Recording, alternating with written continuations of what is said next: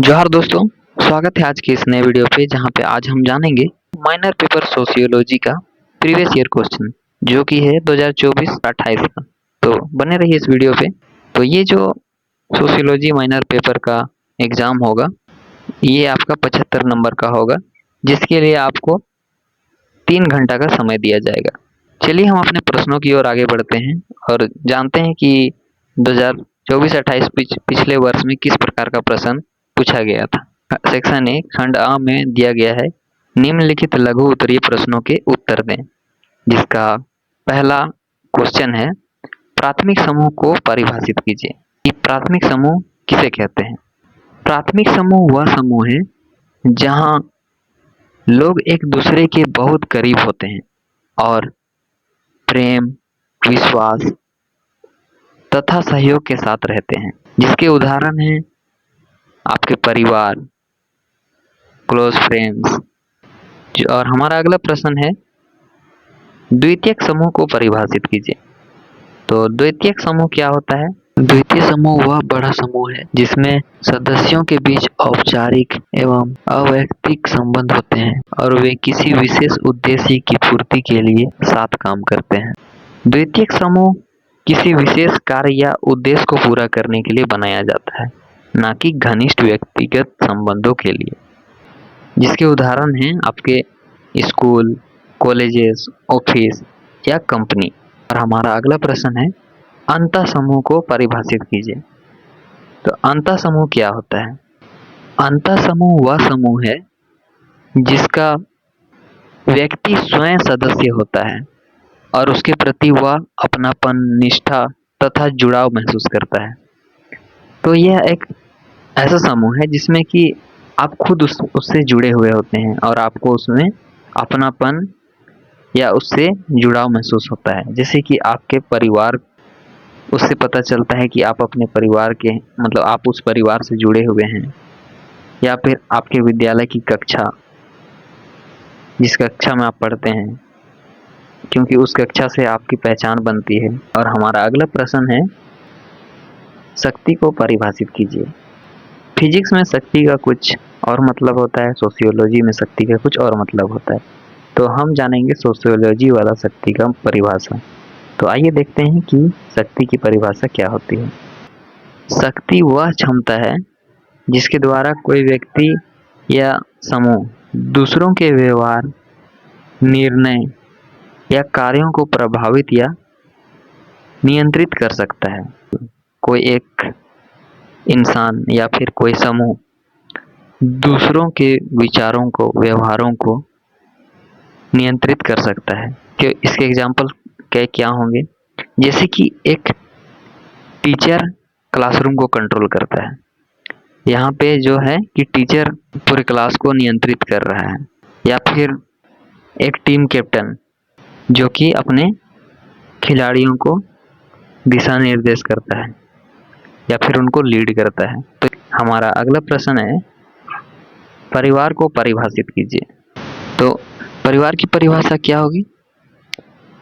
परिवार वह समूह है जिसमें रक्त संबंध, विवाह या गोद लेने के संबंध से जुड़े लोग एक साथ रहते हैं तथा एक दूसरे की देखभाल और सहयोग करते हैं, है ना?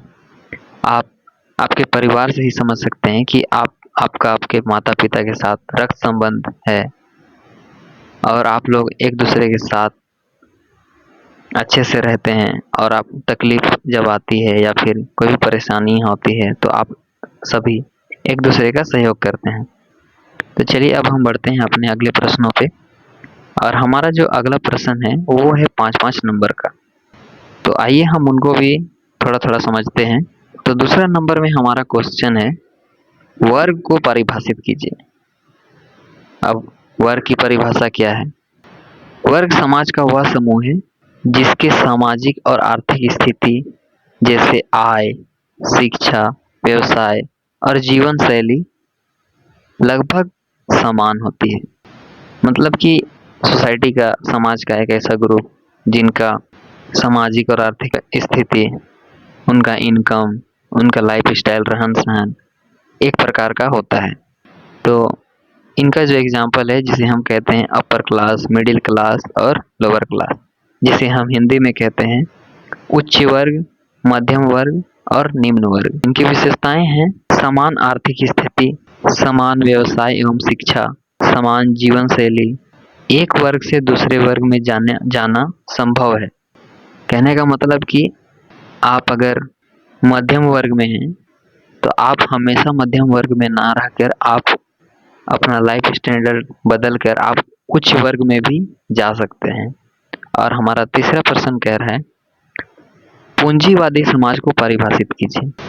पूंजीवादी समाज वह सामाजिक एवं आर्थिक व्यवस्था है जिसमें उत्पादन के साधनों पर निजी व्यक्तियों या कंपनियों का स्वामित्व होता है तथा वस्तुओं और सेवाओं का उत्पादन मुख्यतः लाभ कमाने के उद्देश्य से किया जाता है। ये सोसाइटी का एक ऐसा सिस्टम है जिसमें कि कोई एक इंडिविजुअल या फिर कोई एक समूह खुद का कंपनी या इंडस्ट्री बना सकता है अपने प्रॉफिट्स के लिए, और इसमें गवर्नमेंट के बस लिमिटेड कंट्रोल हैं इस बिजनेस के लिए। ज़्यादा कुछ रेस्ट्रिक्शन नहीं है सरकार के द्वारा, आप अपना प्रॉफिट के लिए बिजनेस स्टार्ट कर सकते हैं। पूंजीवादी समाज की कुछ विशेषताएं हैं तो आइए हम उनको भी जानते हैं। इनका जो मुख्य उद्देश्य है वो लाभ कमाना होता है। दूसरा, मुफ्त बाजार और प्रतिस्पर्धा होती है। व्यवसाय करने की स्वतंत्रता होती है। सरकार का सीमित हस्तक्षेप होता है, लिमिटेड कंट्रोल होता है। अब हम बढ़ते हैं अपने अगले क्वेश्चंस पे, और हमारा अगला क्वेश्चन सेक्शन बी का है, खंड ब का, जो कि 15-15 नंबर्स के क्वेश्चंस हैं। तो आइए हम इन क्वेश्चंस को भी समझेंगे। निम्नलिखित में से किन्हीं 4 प्रश्नों के उत्तर दें। हमारा चौथा नंबर का जो प्रश्न है ये है समाज शास्त्र से आप क्या समझते हैं, इसके क्षेत्र की विवेचना कीजिए। तो समाज शास्त्र की आपको परिभाषा लिखनी है, आप इससे क्या समझते हैं और इसके क्षेत्र की विवेचना करनी है। अब हम बढ़ते हैं अपने अगले प्रश्न पे। हमारा 5वां नंबर क्वेश्चन क्या कह रहा है? कह रहा है समाज को परिभाषित कीजिए, इसकी विशेषताओं की विवेचना कीजिए। तो समाज से आप क्या समझते हैं, इसकी परिभाषा लिखनी है आपको और साथ ही इसके विशेषताओं को भी बतलाना है आपको। और हमारा 6वां नंबर प्रश्न है संस्कृति से आप क्या समझते हैं, इसके विशेषताओं की विवेचना कीजिए। संस्कृति से आप क्या समझते हैं, इसका परिभाषा आपको लिखनी है, संस्कृति क्या है, और साथ ही आपको इसके विशेषताओं को भी बतलाना है। 7वां नंबर हमारा प्रश्न है सामाजिक गतिशीलता से आप क्या समझते हैं, इसके प्रकारों की विवेचना कीजिए। सामाजिक गतिशीलता की परिभाषा को आपको लिखनी है, आप उससे क्या समझते हैं और इसके जो प्रकार हैं आपको उसके बारे में भी बतलानी है, थोड़े थोड़े शब्दों में उनको बतलाना है। और हमारा 8वां नंबर प्रश्न है जाति को परिभाषित कीजिए, इसके विशेषताओं की विवेचना कीजिए। यहाँ पे आपको जाति की परिभाषा लिखनी है और इसकी विशेषताओं को बतलाना है। 9वां नंबर हमारा क्वेश्चन है आधुनिकता पर एक टिप्पणी लिखिए। आप क्या समझते हैं, आपकी क्या विचार है, आपको उसके ऊपर टिप्पणी करनी है। तो आपको अपने शब्दों में आधुनिकता के ऊपर टिप्पणी करनी है।